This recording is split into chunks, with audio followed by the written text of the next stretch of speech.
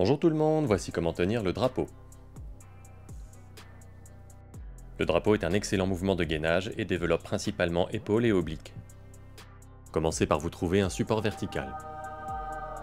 Si vous optez pour le panneau, choisissez-en un comme celui-ci qui ne sert à rien, il y en a plein partout. Tenir 30 secondes en gainage côté est une bonne base, mais vous pouvez aussi vous forger sur les premières progressions. Première étape, mettez une main à la base et l'autre main aussi haut que vous pouvez pour pleinement saisir la barre. Le mouvement consiste à repousser la barre bras tendu avec la main du bas, tout en tirant vers vous avec la main du haut, et en gainant tout votre corps des épaules jusqu'aux orteils. À la base de votre barre, appliquez un effort maximal de ce mouvement de 5 à 8 secondes. Relâchez. Faites pareil de l'autre côté. Visualisez-vous décoller les pieds du sol par la seule force de ce mouvement. Au début, vous n'allez pas bouger d'un pouce bien sûr, mais visualiser la réussite permet toujours d'améliorer la qualité du travail. Prenez une minute pour récupérer et réitérez 5 à 8 secondes d'effort max.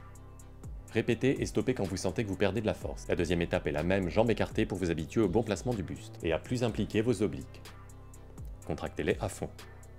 Troisième étape, vous allez placer la main du bas au niveau de votre poche, paume vers la barre, et l'autre main au-dessus de la tête aussi haut qu'il vous est confortable. Et vous propulsez de la jambe vers l'horizontale. Faites des répétitions. Faites-en toujours autant des deux côtés.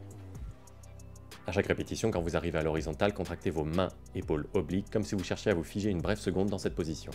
La quatrième étape est la même, mais vous allez fermer vos jambes à l'horizontale. Continuez à en faire toujours autant des deux côtés.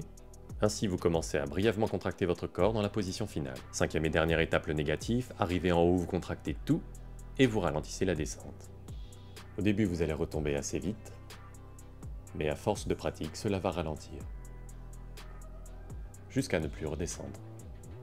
Il existe plusieurs routes pour y arriver, personnellement celle-ci m'a pris 2 mois, alors que c'était un des premiers mouvements que je travaillais et que je n'étais pas encore très entraîné en calisthénie. À l'époque je faisais 87 kg pour 1m86, voilà chacun est différent mais ça vous donne un ordre d'idée, plus vous êtes grand, plus cela va prendre du temps. Je l'ai travaillé 2 à 3 fois par semaine en commençant par l'étape la plus difficile dont j'étais capable, puis dès que la forme était compromise, je passais à l'étape précédente, jusqu'à arriver à la première étape. Et une fois que j'étais capable de le tenir 10 secondes, j'ai rajouté du poids à mes chevilles pour le tenir confortablement de 20 à 30 secondes. Surtout n'attaquez pas une étape avant d'avoir parfaitement maîtrisé la précédente. Voilà, n'hésitez pas à me dire en commentaire ce que vous souhaiteriez qu'on aborde plus tard, et moi je vous souhaite une bonne journée.